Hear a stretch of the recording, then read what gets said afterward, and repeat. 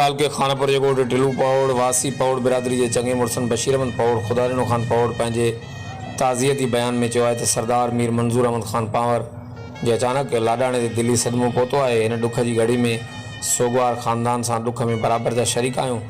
अल्लाह पाक खां दुआगू आहियूं त मरहूम जी मग़फ़रत फ़रमाए, जन्नतुल फ़िरदौस में आला मक़ाम अता फ़रमाए, जॾहिं त पोनेरनि खे जुदाई जो सदमो बर्दाश्त ऐं सिबिल जमील अता फ़रमाए।